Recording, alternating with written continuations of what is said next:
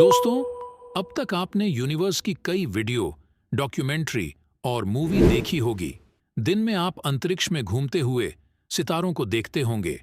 लेकिन क्या होगा अगर हम आपको बताएं कि अब तक असली अंतरिक्ष को आपने देखा ही नहीं है? स्पेस वीडियो और मूवी साइंस डॉक्यूमेंट्री में आप देखते हो, आपको स्पेस में हर जगह स्टार ही स्टार दिखाई देते हैं। उनके चारों तरफ यूनिवर्स में अलग अलग नज़ारे देखकर काफी अच्छा लगता है। लेकिन दोस्तों, ऐसा ही स्पेस असल में दिखता ही नहीं। आज हम आपको बताने वाले हैं कि स्पेस असल में कैसा दिखाई देता है, जिसे देखने के बाद आप पागल भी हो सकते हैं। आज तक आपको यह जानकारी कहीं भी नहीं दी गई है, तो जानने के लिए यह वीडियो पूरा जरूर देखें।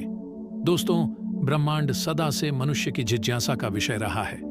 रात को दिखने वाले चांद तारे सदा उसके मन में कुतूहल जगाते रहे हैं कि आखिर पृथ्वी से ऊपर की दुनिया में क्या है, वहां जीवन की संभावना है या नहीं। इसी कुतूहलवश मनुष्य ने ब्रह्मांड को खंगालने की कोशिश की। जैसे जैसे विज्ञान उन्नत होता गया, ब्रह्मांड के रहस्यों को खोलने की उसकी जिज्ञासा भी बढ़ती गई। उसने अंतरिक्ष यान भेजने शुरू किए, अंतरिक्ष की तस्वीरें इकट्ठा करनी शुरू की। इसी क्रम में एक के बाद एक ताकतवर दूरबीनें और कैमरे बने ताकि दूसरे ग्रहों का बारीकी से अध्ययन किया जा सके। इसी प्रयास की नई कड़ी के रूप में जेम्स वेब दूरबीन का निर्माण हुआ है, जिसने ब्रह्मांड की अद्भुत तस्वीरें ली हैं। ब्रह्मांड के रहस्यों को खोलने के इन्हीं प्रयासों पर प्रकाश डाल रहे हैं। हमारी पृथ्वी के चारों ओर अनंत अंतरिक्ष यानी ब्रह्मांड है। दिन के समय सूर्य के प्रकाशीय तेज में यह हमें हल्का नीला या आसमानी दिखाई देता है, इसीलिए इसे हम आसमान कहते हैं। पर रात में इसी आकाश में हमें चंद्रमा समेत असंख्य झिलमिलाते दीप्तिमान तारे दिखाई देते हैं। तब मन में प्रश्न उठते हैं कि आखिर ये चलायमान तारे या पिंड हैं क्या? ये कैसे बने हैं? ये इतने रहस्यमयी क्यों हैं? ज्ञान से परे आदिम मनुष्य भी इनकी थाह लेने में लगा रहा है। यह मनुष्य जब कुछ झात नहीं कर पाया, तो उसने सूर्य और चंद्रमा को दिन और रात या उजाले और अंधकार का रहस्यमयी कारण मानकर नमन करना शुरू कर दिया। यह पूजा या प्रार्थना नहीं थी, लेकिन प्रकृति के प्रदेयों के प्रति कृतज्ञ भाव अवश्य था। कालांतर में वैदिक ऋषियों ने इसे खंगाला और चित्रों और मूर्तियों के रूप में हजारों साल पहले अभिव्यक्त भी कर दिया। भौतिकी के आधुनिक वैज्ञानिक पिछले 400 साल से इसे खंगालने में लगे हैं। 14 अरब साल पहले अस्तित्व में आए इस ब्रह्मांड का विस्तार कई हजार योजन या किलोमीटर है। इस अनंत आकार में ग्रह, नक्षत्र, तारे, मंदाकिनियां समाई हुई हैं। वास्तविकता तो यह है कि उनकी सही गिनती किसी को भी मालूम नहीं है। इसलिए वैज्ञानिक और विज्ञान शिक्षकों को एक बार यह भ्रम हो सकता है कि उन्होंने अंतरिक्ष के बारे में बहुत कुछ जान लिया है। लेकिन जिस तरह से ब्रह्मांड का विस्तार अनंत है, उसी तरह उसमें समाये आकाशीय पिंड, तत्व, पदार्थ, गैसें भी अनगिनत और अटूट हैं। हम ब्रह्मांड के निर्माण में संलग्न सभी पदार्थों और ऊर्जा का मात्र 4% ही जान पाए हैं। शेष 96% में से 23% तो अदृश्य पदार्थ हैं और 73% अदृश्य ऊर्जा है। जेम्स वेब कैमरे और हबल स्पेस दूरबीन से लिए गए रंगीन चित्रों से अंतरिक्ष के लगभग वही चित्र सामने आए हैं। ये अतीत यानी बीते हुए कल के हैं, क्योंकि दूरदर्शी कैमरों के लेंस में जो चित्र कैद हुए हैं, उन्हें आकाशगंगा या मंदाकिनी से दूरबीन तक आने में 8 करोड़ प्रकाश वर्ष यानी 4.6 अरब वर्ष का सफर तय करना पड़ा है। फलस्वरूप वर्तमान अंतरिक्ष फिलहाल अबूझ पहेली ही है। शक्तिशाली दूरबीन का कमाल। आज विज्ञान ब्रह्मांड को जितना भी जान पाया है, उसमें दूरबीनों की भूमिका अत्यंत महत्वपूर्ण है। ब्रह्मांड के गूढ़ रहस्यों को और निकटता से झांक कर लिया जाए। इस उद्देश्य की पूर्ति के लिए दुनिया के 3 श्रेष्ठतम अंतरिक्ष अभिकरणों ने संयुक्त अभियान का संकल्प लिया और अत्यंत आधुनिक लेंसों से युक्त दूरबीन जेम्स वेब का निर्माण किया।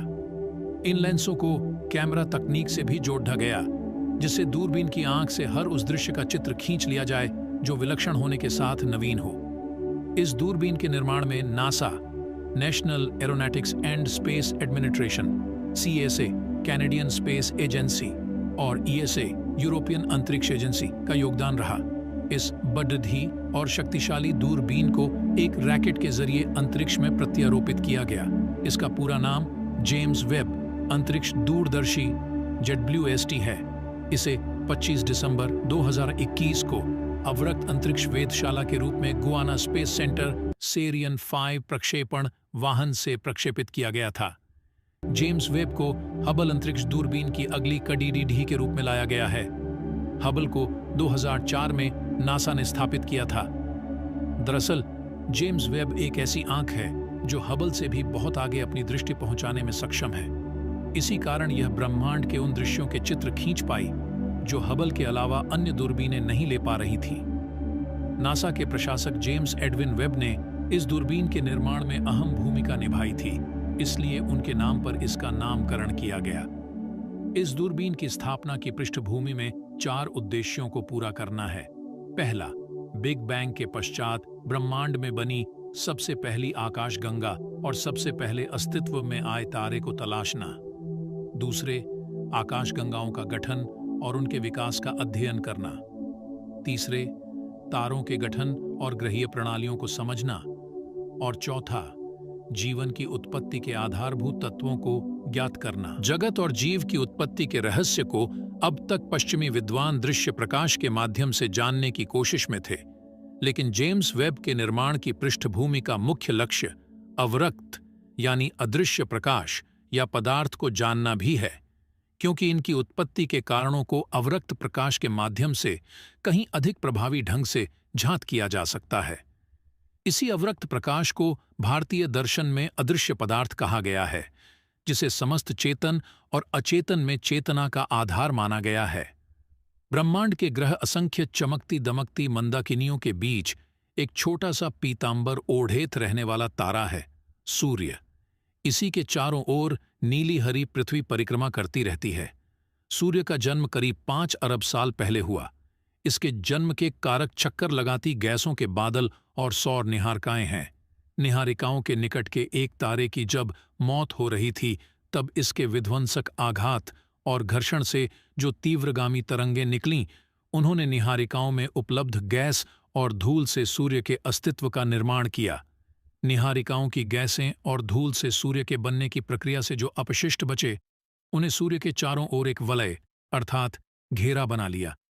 यही वलय जब पूरे आकार में आ गया तो उसे सौरमंडल कहा गया, यानी सूर्य और उसके ग्रहों का परिवार। इस कुटुंब में सूर्य के अलावा बुध, शुक्र, पृथ्वी, मंगल, बृहस्पति, शनि, यूरेनस, नेपच्यून और प्लूटो शामिल हैं।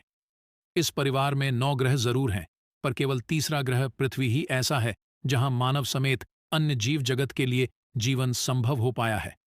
पृथ्वी पर जीवन इसलिए संभव हो पाया क्योंकि यह शुक्र की तरह सूर्य के इतने समीप नहीं है कि जल उबलकर भाप बन जाए, और न ही मंगल की तरह इतनी दूर है कि पानी जमकर बर्फ में परिवर्तित हो जाए। द्रव्य रूप में पानी एक ऐसा तरल पदार्थ है जिसके घोल में ज्यादातर वस्तुएं विलय हो जाती हैं। जल की इसी विलक्षणता के चलते धरती पर जीवन का क्रमिक विकास संभव हुआ। पृथ्वी, शुक्र और मंगल ग्रहों के बीच में स्थित है। दोस्तों, आज की वीडियो यहीं पर समाप्त करते हैं। और भी नॉलेजफुल वीडियो देखने के लिए चैनल को सब्सक्राइब जरूर करें, और हाँ, साथ ही लाइक शेयर भी कर दीजिए। वीडियो को अंत तक देखने के लिए बहुत बहुत धन्यवाद।